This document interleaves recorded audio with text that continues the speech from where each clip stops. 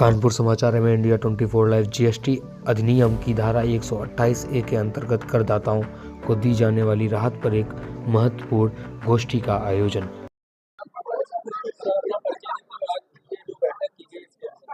मेरा नाम एस निगम एडवोकेट है और आज ये मीटिंग जो संघ के अंदर हुई है कक्षा में, वो एमनेस्टी स्कीम से रिलेटेड है।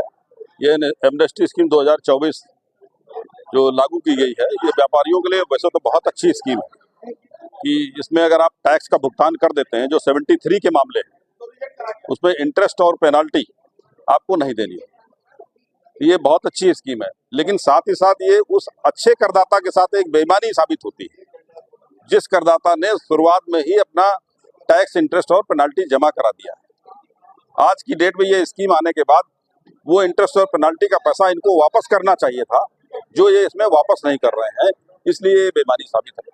अदरवाइज ये स्कीम अपने आप में अच्छी स्कीम है। आम जन लोगों को, जो आम व्यापारी हैं जिनके ऊपर टैक्स, इंटरेस्ट और पेनाल्टी का नोटिस जारी है, धारा 73 के अंतर्गत 4 मामले हैं जिसमें कि रांगली आईटीसी यूटिलाइज कर ली गई है, टैक्स नहीं भरा गया है, वो टैक्स उनका कुछ है, या गलत तरीके से टैक्स की कैलकुलेशन हो गई है। इस तरह के अगर कोई मामले हैं तो उन मामलों में हम अगर टैक्स का भुगतान कर देते हैं तो इंटरेस्ट और पेनाल्टी आपको देनी नहीं। Thank you. मेरा निवेदन है सरकार से इसमें कि इसमें इस स्कीम को 1 साल के लिए और बढ़ाया जाना चाहिए। खाली ये 3 साल तक के लिए नहीं किया जाना चाहिए। 17, 18, 18, 19 और 19-20 के लिए स्कीम है। अगर 20-21 तक के लिए बढ़ा दी जाएगी तो ये व्यापारियों के लिए बहुत फायदेमंद सिद्ध होगी। जो टाइम है इसका 31 मार्च 2025 तक, इसको बढ़ा करके 30 जून कर दिया जाए।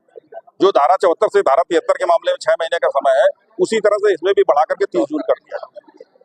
Thank you. Rajdeep Jaiswal advocate.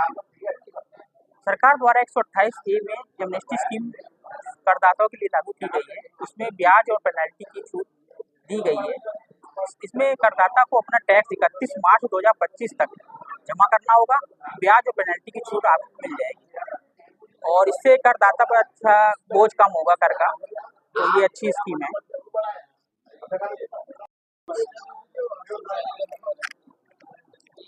आज का कार्यक्रम सरकार द्वारा 128A के अंतर्गत इंटरेस्ट और पेनाल्टी के विवरण के संबंध में है, जिसमें सरकार ने 17, 18, 18, 19 और 19-20 का टैक्स जमा कर देने के बाद पेनाल्टी और इंटरेस्ट की छूट प्रदान करने का प्रावधान किया है। इसके लिए 31 मार्च तक हमें टैक्स जमा करना है और एप्लीकेशन मूव करनी है, और इसके बारे में आज हम लोग इसी गोष्ठी को कर रहे हैं, जिसमें SPL 1 और SPL 2 कैसे भरा जाएगा और क्या क्या प्रावधान है उसके बारे में चर्चा है। ये आम व्यापारियों के लिए बहुत ही अच्छी व्यवस्था है और इससे हमारे अधिवक्ता भी काफ़ी लाभान्वित होंगे और उनको अपने व्यापारियों को सुविधा देने में, उनकी कंप्लायंस करने में ईजी होगा। यही धन्यवाद।